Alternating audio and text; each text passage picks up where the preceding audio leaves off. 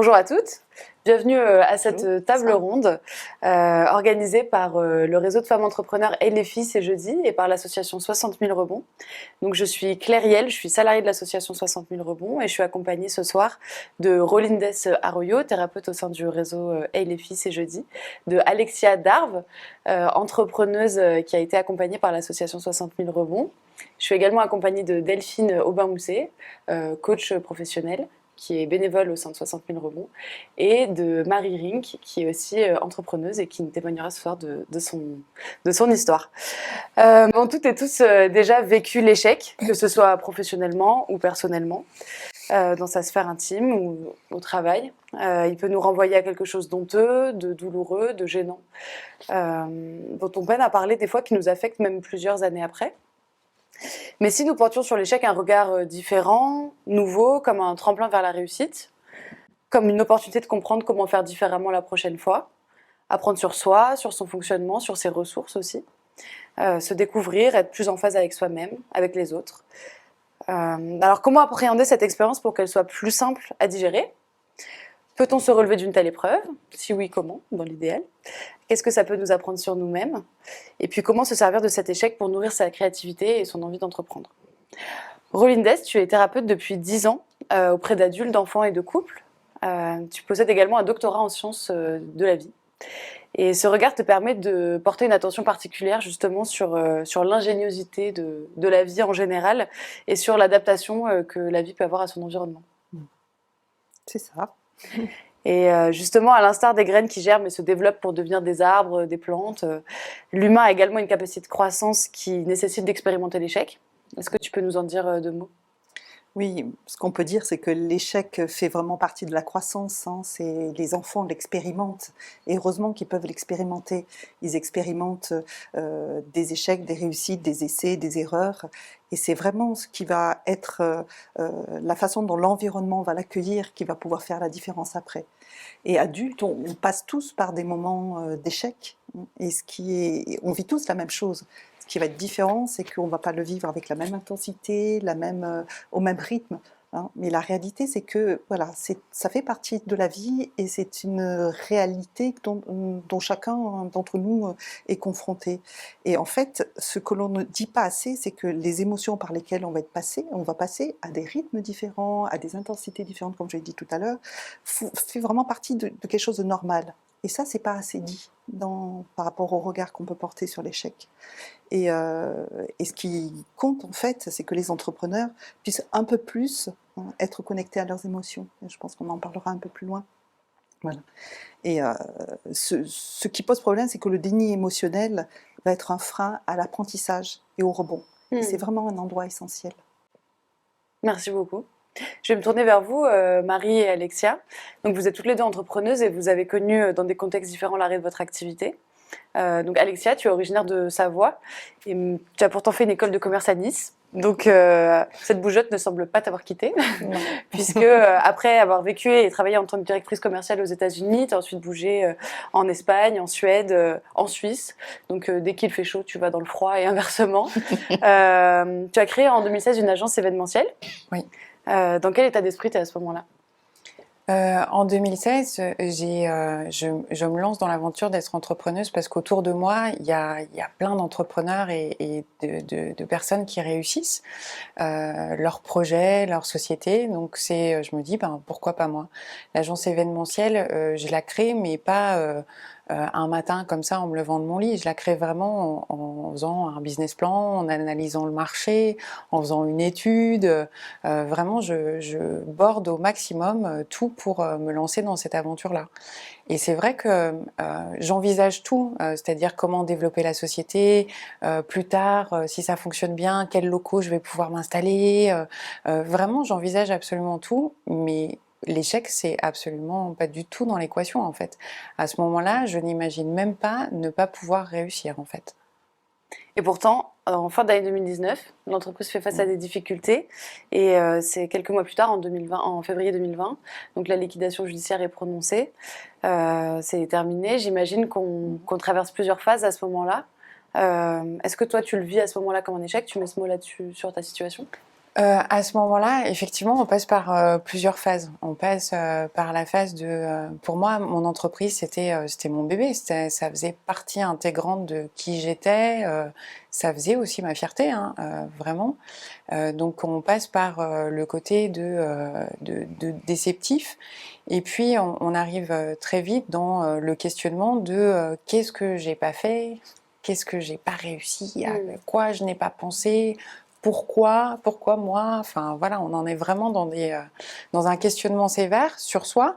Et puis vient la perte de confiance, c'est-à-dire au regard de la société, je n'ai pas réussi, j'ai pas été à la hauteur, je suis pas allée là où je voulais aller, et il y a une espèce de honte qui se crée. Et du coup, on n'en parle pas. On parle pas d'avoir liquidé sa société. On a l'impression d'être un peu une pestiférée. On évite le sujet. Et du coup, très vite, on tombe dans le déni. Alors, au-delà du fait d'avoir ce besoin pécunier, parce que quand on est chef d'entreprise, le chômage, on ne touche pas, on le connaît pas, hein, donc il faut remplir le frigo, payer ses factures. Donc très vite, moi, je suis repartie sur du salariat. J'ai liquidé en février 2020. Début 2020, mars, j'étais déjà employée. J'avais, avant la pandémie, bien sûr, mais j'avais signé mon contrat de salarié. Et c'est vrai je suis repartie, et je pense que j'ai vraiment... j'ai mis toute cette déception, tout ça, sous le paillasson, on va dire, et je suis partie retravailler, voilà, en tant que salariée dans une entreprise, comme si de rien n'était, toujours dans le secteur de l'événementiel, mais vraiment comme si de rien n'était, c'était derrière moi, voilà. Je l'ai laissé comme ça. Marie, je me tourne vers toi maintenant. Donc toi, tu es dijonnaise et auvergnate d'adoption. Tous les chemins mènent en Auvergne. Voilà, c'est ça, on le sait bien. Et après plusieurs années salariales dans des métiers d'accompagnement, du coup, tu as créé une société, tu t'es installée à Clermont-Ferrand en tant que sophrologue. Oui. Est-ce que l'aventure entrepreneuriale, pour toi, elle s'est imposée naturellement ? Alors, je pense que j'avais toujours ça dans un petit coin de ma tête, mais contrairement à Alexia, moi, j'avais zéro modèle. Très peu de personnes autour de moi dans l'entrepreneuriat, à part mon père qui, pour le coup, n'avait pas transformé l'essai. Et moi, j'étais ado à ce moment-là, donc je pense que ça a laissé quelques traces. Mais par contre, j'avais toujours envie d'entreprendre, d'être à mon compte, de créer des choses, de choisir avec qui je voulais travailler. Donc peut-être ce côté un peu idyllique qui fait que on croit que quand on est entrepreneur, on fait un peu ce qu'on veut. Voilà, puis j'en avais assez en fait de certaines parties du salariat qui commençaient à me peser, et moi c'était au moment du Covid que je me suis installée, donc quand toi tu t'arrêtais, moi je commençais, mais la difficulté en fait a été d'accepter que ça se passe pas bien. Et moi c'est plutôt à ce moment-là que je mettais les choses sous le tapis, où j'avais du mal à en parler, où il y avait cette espèce de culpabilité et de honte aussi de décevoir les personnes qui t'ont fait confiance. Enfin voilà, il y avait tout ce côté-là. La période du redressement judiciaire a été extrêmement compliquée. J'arrivais pas à prendre des décisions. J'étais... Ouais, je me renfermais sur moi-même. Donc, d'un côté, j'avais pas forcément de soutien, mais je n'allais pas le chercher. Mais ça, je m'en rends compte aujourd'hui en ayant pris du recul. Mais sur le moment, en fait, j'étais incapable de demander de l'aide.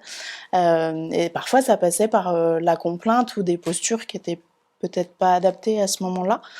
Et en revanche, le moment de la liquidation, pour moi, a été un soulagement, parce que je prenais une décision, je m'autorisais à me tromper, à avoir fait des erreurs. Et en fait, je suis descendue tellement bas au niveau professionnel et au niveau personnel que de toucher ce fond m'a permis de repartir. Et ça a été plutôt salutaire pour moi, le passage au tribunal, même si la liquidation n'est pas encore officielle. En tout cas, la démarche est faite. Et là où je reconnais un peu le même parcours, c'est que je suis passée au tribunal en juillet et au 1er août, j'avais un job salarié parce qu'il fallait travailler et assurer derrière. Donc tu parlais de honte et de culpabilité, ça fait partie des étapes que tu as traversées Oui, après. oui. Parce qu'il y a des gens qui te font confiance, il y a des banques qui te prêtent de l'argent, tu as investi, tu loues un cabinet, tu n'es plus tout seul pour agir et tu as des devoirs en fait aussi autour de toi. Donc de ne pas pouvoir payer certains partenaires, enfin ça pour moi c'était compliqué. Avoir des dettes, enfin verbaliser ça, oui, c'était très compliqué. Delphine, après 15 ans, toi, dans les fonctions marketing en entreprise, dans un grand groupe à l'étranger, puis dans une PME en Auvergne, tu es aujourd'hui coach professionnel et formatrice dans le domaine des soft skills où tu développes les richesses humaines, comme tu les appelles. Marie et Alexia nous ont raconté leur parcours et notamment les différentes étapes qu'elles ont traversées. Ça fait quoi des notions théoriques qu'on utilise en coaching ? Oui, ce qui frappe, je trouve, quand on entend Alexia et Marie, et ce à quoi ça me fait penser, c'est ce qu'on appelle la courbe du deuil, que tu connais, Rolindes, aussi en thérapie, qui a été théorisée par une psychiatre, Elisabeth Kubler-Ross, et qui en fait explique que tout changement, et un échec est un changement, donne lieu en fait à une courbe émotionnelle. On va traverser des émotions différentes. Et ça, on n'en a pas forcément bien conscience, mais quand on écoute les récits après, on se rend compte que finalement, on passe par toutes ces étapes qu'on nous explique pas bien, et qui finalement sont des étapes alors difficiles mais nécessaires. En fait, cette courbe, il faut faire son deuil quand on a un vrai deuil, une perte, et quand on perd son entreprise, on parle de perte aussi. Il faut aussi faire son deuil. Donc là, ce que j'ai entendu, alors ça commence toujours par le choc. Alors le choc, il arrive pas toujours au même moment. Des fois, c'est quand on passe au tribunal. Des fois, c'est quand on rend les clés de son entreprise. Enfin voilà, ça peut être des moments symboliques. Mais il y a cet élément qui signe la fin de quelque chose. Souvent, la première phase, c'est une phase de déni. Où en fait on n'accepte pas bien ce qui se passe. On se dit non, c'est pas possible, ça peut pas m'arriver, pas à moi. Il va se passer un truc. Alors ça dure pas très longtemps parce que la réalité souvent et tous les processus judiciaires nous mettent bien face à ces réalités. Je crois en France surtout, c'est pas très agréable. Et on passe souvent dans l'étape ensuite de colère. Alors la colère, elle peut être dirigée contre les autres, les fournisseurs, les banques, parfois contre soi. C'est ce que Alexia disait. On est en colère d'être pas arrivé, d'avoir peut-être pas fait les bons choix, d'avoir pas pris les bonnes décisions. Et puis alors c'est une courbe qui est descendante, mais la bonne nouvelle c'est que ça remonte à la fin et ça remonte même parfois plus haut. Ensuite on descend, on peut ressentir de la peur aussi à un moment donné, de se dire, et notamment quand il y a des dettes financières, enfin voilà, il y a tout un tas de choses auxquelles on est confronté, de se dire comment je vais faire, comment je vais manger, voilà. Donc là on essaye de négocier un peu avec ces peurs, avec la réalité. Et puis quand tout ça devient bien réel, qu'on a géré l'essentiel, on arrive en général dans la phase pas agréable de tristesse, où souvent il y a une phase de repli, qui est normale, qui est pas agréable mais qui est normale. On se replie sur soi, on s'isole parfois. Et après va arriver la phase d'acceptation où on se dit ok, c'est fini, maintenant qu'est-ce que je fais avec ça, je tourne la page. Souvent c'est des mots, on retrouve des mots des fois assez communs dans les entrepreneurs qu'on accompagne dans l'association, et ensuite on remonte et on se met à construire un nouveau projet, aller vers quelque chose, à rechercher du sens, qui est souvent ailleurs, qui est différent, et on est dans une phase ascendante de croissance, on retrouve de la sérénité, on va vers des choses beaucoup plus positives. Donc c'est intéressant de se dire que finalement tous les entrepreneurs qui ont vécu une liquidation judiciaire passent par cette courbe du deuil, et tout le rôle, j'en parlerai après, mais qu'on a dans l'association, c'est d'accompagner cette courbe. Alors on les fait pas sauter ce serait magique si on pouvait faire ça, mais on essaye déjà de les accompagner accompagner, pour mettre des mots, pour conscientiser ce qui se passe, et puis pour essayer de réduire quand même cette période qui est pas très agréable. Et ce que j'ai noté aussi souvent, c'est la perte de confiance, qui est souvent assez forte, parce qu'il y a un tempérament quand même d'entrepreneur, je trouve, à force d'en côtoyer, des personnes qui font beaucoup de choses, qui réussissent beaucoup de choses et qui ont un niveau de confiance suffisant, et puis là d'un coup, patatras, tout s'écroule. Alors il y a aussi cette dépendance aux autres qu'en général, quand on est entrepreneur, on le vit peut-être moins au début dans les phases ascendantes. Et donc là, il y a tout un travail aussi de retrouver cette confiance suffisante pour pouvoir aller de l'avant et construire quelque chose de nouveau. Et justement, pour faire face à ce patatras et cette solitude, on peut se faire accompagner ou pas de manière différente. Marie, toi, quel rôle a joué par exemple ton entourage dans ce moment-là? Est-ce que toi, tu as fait le choix d'être accompagnée? Comment tu as traversé cette Alors en fait, moi, comme je disais tout à l'heure, là, sur la période redressement judiciaire, c'était compliqué. J'étais plutôt renfermée sur moi-même et pas très très ouverte à la discussion, que ce soit avec mes proches, ma famille ou avec les réseaux. C'est vraiment au moment de la liquidation qu'en fait je me suis ouverte, que j'ai demandé de l'aide de manière naturelle en fait, sans quémander, mais dire ok, je vais pas bien, j'ai besoin d'aide, j'ai des problèmes personnels forcément parce que ça rebondit sur ton quotidien personnel. Et là, les amis, ça compte beaucoup, le réseau, ça compte beaucoup. Et puis moi, ce qui m'a permis aussi de tenir, c'est de me former à nouveau dans la préparation mentale. Et en fait, de mettre en pratique aussi les outils que j'étais en train d'expérimenter avec les personnes que je coachais en stage. Et ça m'a permis d'avancer. Donc, je n'ai pas eu l'opportunité, moi, d'être accompagnée par 60 000 rebonds. J'aurais bien aimé, mais ça rentrait pas dans le planning. Mais oui, faire cette formation, échanger avec d'autres personnes qui avaient aussi vécu l'entrepreneuriat avec plus ou moins de réussite, ça, c'est un réel soutien.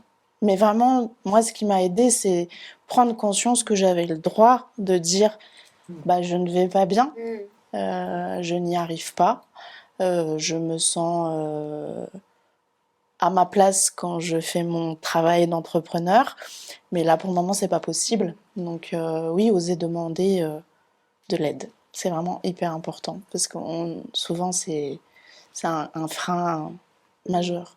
Oui, on note dans ce que tu dis, bien sûr, l'importance de s'auto-aider presque, et puis l'importance de pouvoir compter sur d'autres personnes comme les réseaux professionnels aussi, qui peuvent être une grande aide. Et toi, Alexia, ton expérience est un petit peu différente, justement. Est-ce que tu peux nous expliquer comment s'est passé ton accompagnement, comment tu as fait ce choix aussi, et comment il s'est imposé à toi? On va dire que c'est plutôt la bonne coïncidence, le bon moment. Donc moi, comme je le disais tout à l'heure, j'avais vraiment mis ça sous le paillasson. J'étais repartie sur mon travail de salarié. Et lors d'une soirée, je découvre le témoignage d'une personne, d'une entrepreneuse en rebond, accompagnée par 60 000 rebonds. Donc ils expliquent la constitution de l'association, et elle vient témoigner en expliquant que elle avait clôturé, je crois que c'était un commerce, qu'elle avait honte, qu'elle avait déménagé parce qu'elle n'osait même plus se promener dans la ville du commerce en question, et que ça avait été très difficile, et que du coup elle avait été accompagnée par 60 000 rebonds, et que ça lui avait donné un autre sens à son échec, et ça lui avait permis de rebondir et de retrouver une carrière qui lui correspondait davantage. Et ce témoignage, il a vraiment fait écho, écho en moi. Je sais pas pourquoi, mais je me suis dit, tiens, ça me parle, je suis curieuse. Et j'ai contacté 60 000 rebonds. Et donc, pour rentrer dans l'association, on fait un entretien préliminaire, en fait, pour voir un peu où on en est de notre liquidation, comment on a vécu notre projet, et ainsi de suite. Et au fur et à mesure que je racontais ma liquidation, en fait, je me suis écroulée. Je fondais en larmes, j'avais la gorge qui se serrait, et je me suis rendu compte que même un an après, c'était pas passé. C'était toujours là, c'était toujours pesant, c'était toujours, ça constituait toujours un poids dans ma vie. Et du coup, j'ai embarqué pour l'aventure de 60 000 rebonds en octobre 2021. Et ça a été, pour moi, ça a été salutaire, d'une part parce que l'association, en fait, elle a un travail d'atelier participatif. On est dans du collectif, en fait. Donc, dans le collectif, on va rencontrer des coachs, des gens qui sont experts dans certains domaines, comme le juridique, le conseil. On rencontre des parrains, marraines et d'autres entrepreneurs en rebond qui vivent la même situation que nous. Et là, pour moi, ça a été une espèce de...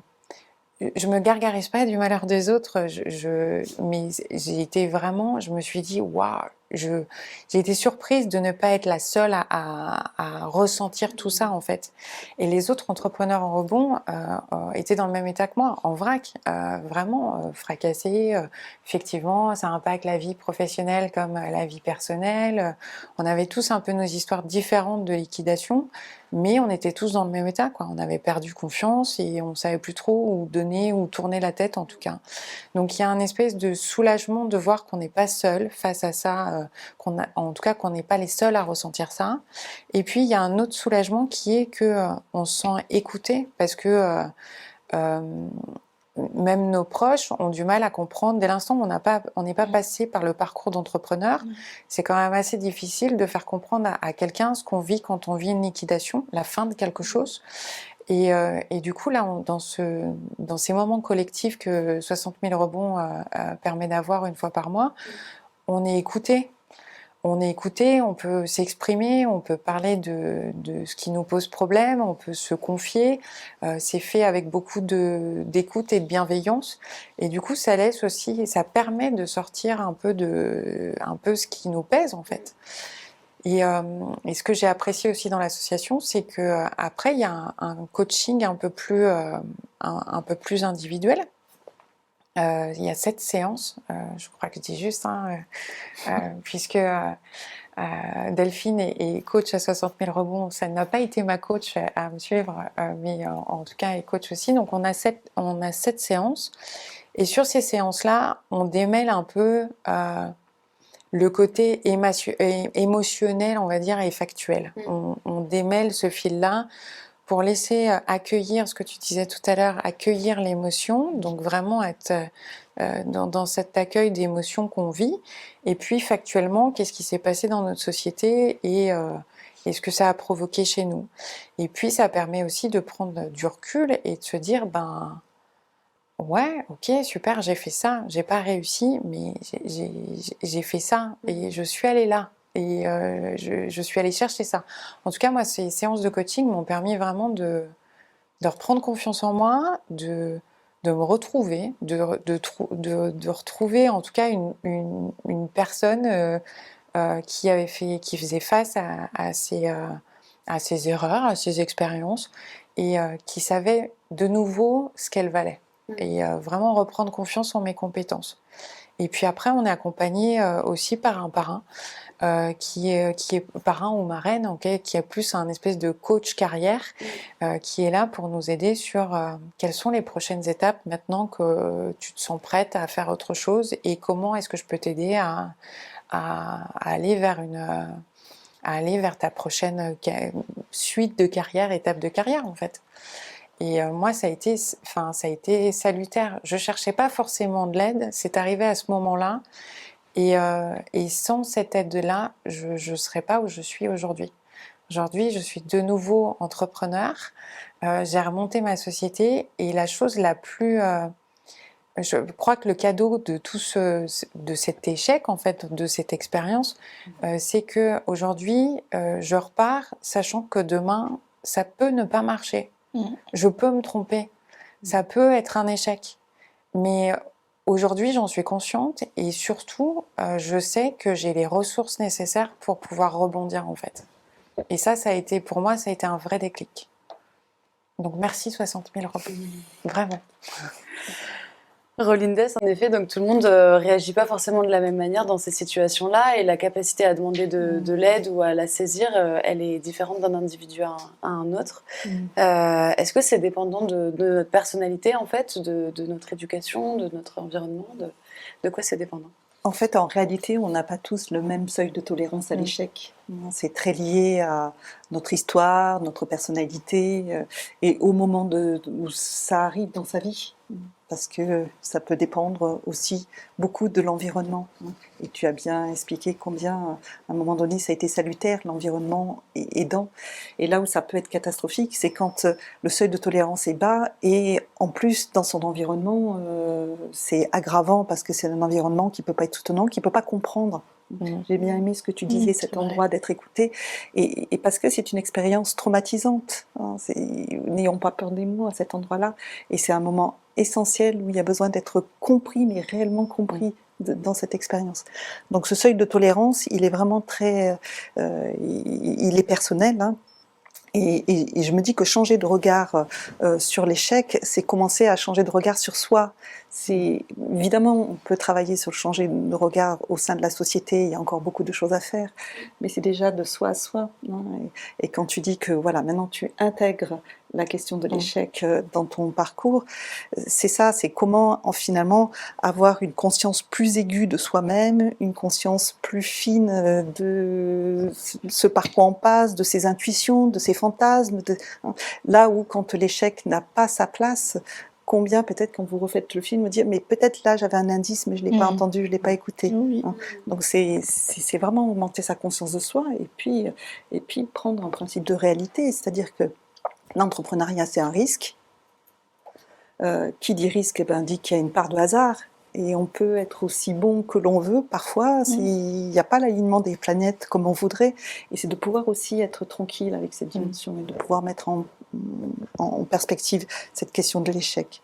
Donc voilà, il y a ceux qui ont du mal qui n'ont pas l'échec dans leur parcours, mais il y a aussi ceux qui ne mettent pas la réussite dans leur parcours. C'est-à-dire qu'en fait, il y a des processus inconscients qui consistent finalement à pas vraiment être en échec, mais à pas réussir. Parce qu'on ne peut pas parler de l'échec si on ne parle pas de la réussite. Et tout ça, ce sont des mécanismes que moi je vois parfois dans mon cabinet, et combien il s'agit de petit à petit démonter des croyances, des injonctions à ne pas réussir, des limitations, à ne pas dépasser ses parents. Parfois, c'est de cet ordre-là. Parfois, il y a des loyautés transgénérationnelles qui viennent s'inviter. Voilà, il y a toute une dimension. Et changer de regard sur l'échec, c'est finalement regarder comment sa famille a et réagit par rapport à l'échec. Voilà. Moi, c'est ce que je trouve d'essentiel c'est la conscience de soi, la connaissance de soi. Oui, j'ai bien noté cette phrase de augmenter sa conscience de soi. Oui. Delphine, on parle souvent on dit l'adage c'est mieux vaut être seul que mal accompagné. Mais si on parlait justement des bénéfices de l'accompagnement, en fait, quels sont-ils et est-ce qu'il y a vraiment des très grosses différences, des leviers importants que peut provoquer un accompagnement, quel qu'il soit? Oui, alors c'est mieux d'être bien accompagné, effectivement, je suis d'accord. Après, ce que disait Marie est intéressant, c'est que des fois, on peut aussi s'accompagner soi. Donc, si on peut être accompagné, tant mieux, mais si on n'a pas le temps, on n'a pas les bonnes personnes, déjà s'accompagner soi, c'est pas mal.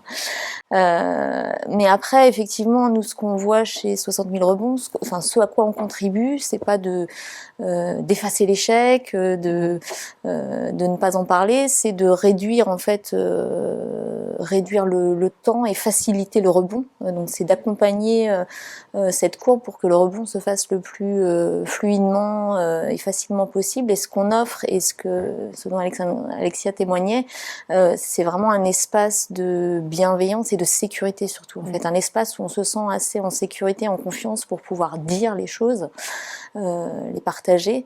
Et ça, voilà, exprimer, faire sortir cette pression qu'on a à l'intérieur de tout ce qu'on a vécu, c'est déjà une bonne part du travail de reconstruction. Donc ça, c'est une des premières choses qu'on propose simplement par le fait d'offrir un espace dans l'association.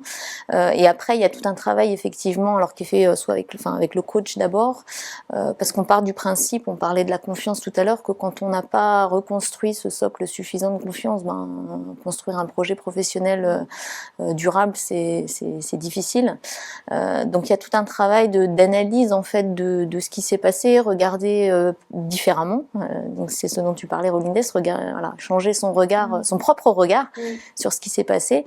Et Alexia, quand elle en parlait, à la fin, elle parlait plus d'échecs, elle parlait d'erreurs ou d'expériences, se dire bon ben voilà, finalement, j'ai appris des choses de ce qui s'est passé. C'était douloureux, j'ai pas spécialement envie de le revivre, mais c'est pas si traumatique. Et peut-être que je le revivrai différemment. Donc voilà, le coach dans l'association aide à se poser ces questions-là sans jugement. C'est aussi ça qui permet de se poser ces questions-là, parce que soi-même, des fois, on est notre propre juge. Et puis après, effectivement, c'est trouver, même dans cet échec-là, alors il y a des discours un peu extrémistes de dire voilà, il faut échouer pour réussir, pas forcément. Et l'échec sert la réussite, pas forcément, mais c'est vrai qu'on peut trouver des leviers de réussite dans l'échec en se disant voilà, qu'est-ce que j'apprends de ça, voilà, en me posant les bonnes questions. Donc effectivement, accompagner, c'est pas toujours facile. Hein, Marie, c'est son métier, donc elle sait bien accompagner, mais pour soi se poser toutes ces questions, c'est pas simple. Hein. On a bien envie, ton image du paillasson quand ça va pas bien, c'est quand même plus simple d'aller enfouir les choses que de les sortir au grand jour et de les regarder en face. Et justement, sur cette notion d'échec et de réussite qui sont intrinsèquement liées, est-ce que tu peux m'en dire un peu plus? Toi, en tant que coach professionnel, c'est quoi ton regard dessus en fait? Ce qu'on disait, si on laisse pas rentrer la réussite dans sa vie, on peut aussi ne pas laisser rentrer l'échec dans sa vie, un peu dans l'autre sens aussi. Enfin... Je pense qu'il y a, alors ça c'est peut-être plus mon regard personnel, mais il y a un biais effectivement, je trouve, dès l'école en fait, où il y a beaucoup d'injonctions à réussir en fait, et on pointe les erreurs, mais on n'intègre pas l'erreur comme quelque chose de nécessaire dans le processus d'apprentissage. Et donc, voilà, tout le monde est focalisé sur la rampe vers la réussite, et alors qu'en fait, effectivement, c'est en miroir, quoi. C'est la même. On parle de la même chose. Donc, effectivement, moi, il y a une citation que j'aime bien de Samuel Beckett qui dit essayez, ratez. Essayez encore, ratez mieux. Donc c'est cette idée d'avancer par itération, et finalement si on se plante jamais, on ne voit pas ce qu'on fait pas bien. C'est aussi une occasion de s'améliorer. Donc il y a effectivement beaucoup de choses à faire, hein, mais commencer par soi, c'est pas mal. Merci. Est-ce que Alexia et Marie, vous avez envie de rajouter quelque chose? Est-ce que vous voulez Ouais, moi je voulais rebondir sur la présence de notre entourage, et sur le fait de rebondir à un moment et d'être aussi mieux compris par les personnes qui ont déjà vécu l'entrepreneuriat, qui potentiellement ont déjà vécu l'échec. Parce que moi, raconter ma vie d'entrepreneur à mes proches, oui, il y a de l'attention, oui, il y a de l'écoute, mais il y a de l'affect aussi, et de l'émotion qui vient se rajouter à tes propres difficultés. Et les gens s'inquiètent, moi, mon entourage s'inquiétait. Et en fait, ça vient peser parfois. Alors que quand on en échange avec quelqu'un qui est déjà passé par là, ou avec un professionnel, ou parce que parfois être un professionnel de l'accompagnement pour s'accompagner, ça a ses limites aussi. Hein. Mais quand on échange comme ça sur ces questions-là, de l'erreur, de la possibilité de recréer derrière, voilà.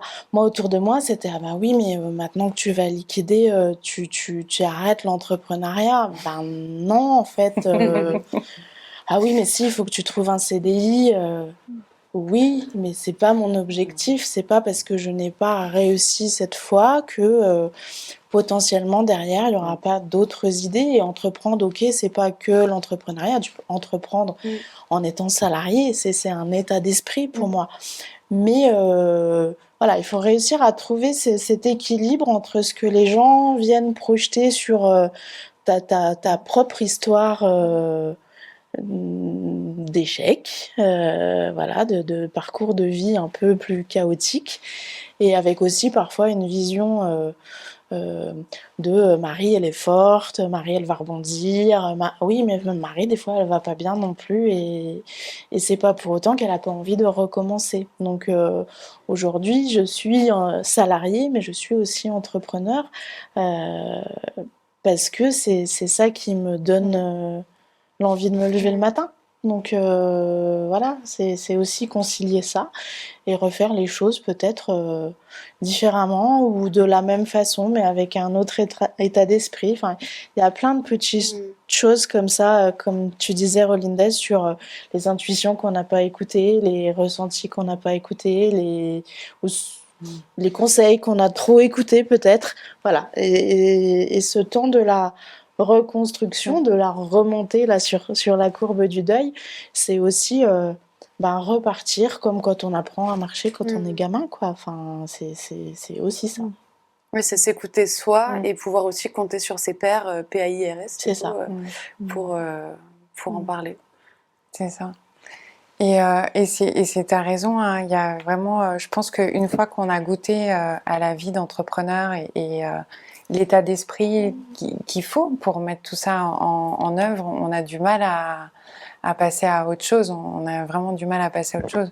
Moi, comme tu le disais au départ, j'ai beaucoup voyagé et en fait, ce que aujourd'hui je trouve dommageable, c'est que on parle, on pointe sur le doigt sur les faiblesses des gens et leurs échecs, alors que ça fait partie de la réalité et de la vraie vie. Et j'aimerais, hein, c'est certainement très utopiste, mais j'aimerais qu'on arrive à pouvoir en parler comme on parle de tout sans tabou en fait, et parler de l'échec comme parler de ses faiblesses, ou de les difficultés que tu parlais tout à l'heure, qu'on peut rencontrer quand on est en entreprise, auto-entrepreneur, qu'on puisse les exprimer en fait. Donc voilà, moi je veux juste un souhait pour la suite, qu'on en parle un peu plus. Et qu'on change de regard dessus. Exactement. Et j'ai envie de rajouter, ce qui est essentiel, c'est de pouvoir distinguer ce que l'on fait et ce que l'on est. Oui. Hein, et il y a un amalgame qui est fait. Et on a pu avoir un échec, mais on n'est pas l'échec. Oui. Et tout ce travail de déliaison est très important.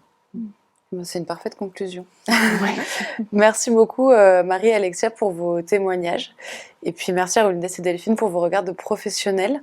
On a abordé plein de notions, on a parlé de la courbe du deuil, de l'amour de soi, de croire en soi, de croire ses intuitions, de s'écouter, de l'importance aussi des pairs, des réseaux pro éventuellement, des associations qui peuvent exister. Voilà, pour finir, je vous informe que Rolindez anime justement un atelier sur les leviers et les freins de la réussite. Donc ça se passe le 19 juin au sein du réseau Et les filles, c'est jeudi. Donc n'hésitez pas à vous inscrire. Pour avoir plus d'informations sur l'association 60 000 rebonds et sur le réseau de femmes Et les filles, c'est jeudi, n'hésitez pas à aller sur les sites internet de ces deux groupes. On remercie évidemment chaleureusement donc Ghislaine du studio Arverne. Merci beaucoup. Et puis on va passer à une phase de questions maintenant. Donc si dans le public vous avez des questions, c'est avec plaisir qu'on vous écoute. Merci beaucoup.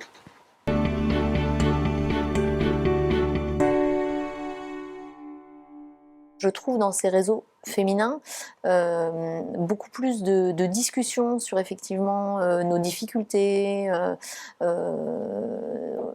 Voilà, on parle de cette peur de l'échec dont j'entends peu parler, j'entends pas parler d'ailleurs dans des réseaux mixtes ou masculins où on cherche la réussite, hein, on y va et voilà, et toutes ces notions de confiance en soi, de difficultés sont moins présentes. Donc je pense qu'il y a aussi un regard aussi peut-être féminin, sociétal différent sur cette question de l'échec, et qu'en tout cas chez les femmes je sens ce côté d'aller plus facilement vers de l'entraide et de la solidarité quand c'est un peu difficile en fait Alors Alexia a dit qu'elle avait mis un peu de temps avant d'aller pousser la porte, mais dans les hommes qu'on voit dans l'association, parfois il a fallu beaucoup de temps avant de se dire j'ai besoin d'aide et je vais. Alors, tu disais j'ai pas quémandé, mais pour certains c'est très difficile d'aller. Voilà, c'est vu comme une faiblesse d'aller demander de l'aide en fait. Ça, je te confirme que dans certains réseaux, c'est compliqué d'aborder cette question-là parce que tu es sur des modalités de réussite, de vendre, de n'exposer que ce que tu fais bien et qui te rapporte, surtout parce qu'il y a vraiment ce côté financier à un moment qui revient sur la balance. Et c'est vrai qu'en tant que femme, souvent tu te mets en difficulté parce que déjà en tant que salariée à la base tu gagnes moins qu'un homme souvent, donc tu investis d'une façon un peu différente et à un moment donné quand tu exprimes tes émotions, tu parlais des émotions tout à l'heure Rolindes, quand tu exprimes des émotions d'inconfort, de peur, de manque peut-être, l'effet miroir peut être assez violent parce que non, tu n'abordes pas ce genre de choses. Et c'est vrai que le soutien dans les réseaux féminins va au-delà de ce côté pécuniaire, réussite. Ça peut passer par une heure d'échange téléphonique, ça peut passer par on va prendre un thé et on peut discuter aussi d'autres choses. Ça peut aussi passer par je connais un professionnel qui va pouvoir t'accompagner sur cette question-là. Ça peut être je te prête ma voiture quand j'en ai plus. Ça peut être toutes ces choses-là. Donc c'est pas tout à fait la même chose. Et je pense que demander cette aide dans ce contexte-là, c'est différent aussi de le demander à des amis ou à de la famille. Il y a ce côté, ok, tu sais ce que c'est parfois d'être en galère, et il y a plus cette relation horizontale que, comme je disais tout à l'heure, avec l'aspect familial où « oh ma pauvre » ou non mais tu peux pas continuer à vivre comme ça ». Ouais, mais c'est pas ce que tu as besoin d'entendre en fait, et c'est pas comme ça que tu te présentes. Alors ça amène aussi à réfléchir à la posture qu'on a quand on est en situation d'échec et comment on peut utiliser cette posture de manière plus positive, parce qu'il y a aussi du positif dans l'erreur, comme tu disais, ça reste une expérience, une expérimentation de quelque chose qui ne fonctionne pas. C'est ça. Mais voilà, on est vraiment dans cette relation horizontale, alors que parfois il y a ce côté descendant ou de supplication à un moment donné et qui n'est pas juste.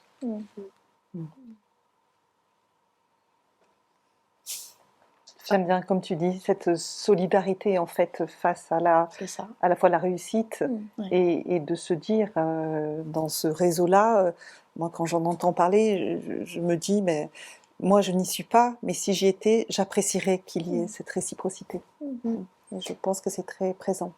Et c'est une solidarité qui n'est pas du sauvetage en fait, c'est-à-dire que voilà, on laisse la place à la parole et des choses qui sont lourdes en fait, mais on s'apitoie pas et voilà, on aide la personne à s'en sortir, mais on sauve pas en fait. Et ce qu'il peut y avoir comme phénomène dans la famille des fois, en plus la relation parent-enfant où on va aller sauver celui qui est tombé. Là, c'est pas ça, c'est vraiment une solidarité de fait, mais qui reste autonomisante en fait, qui respecte l'autonomie de la personne.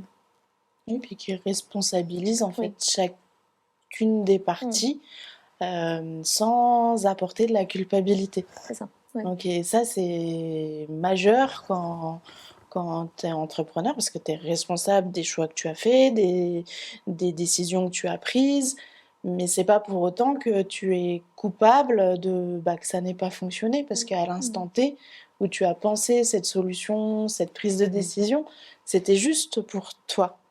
Voilà. Mais les impacts peuvent être forcément importants, mais voilà, il y a vraiment ce côté responsabilité dans la relation, dans la façon de communiquer, qui revient et qui décharge aussi ce côté culpabilité qui est parfois très très lourd. coupé.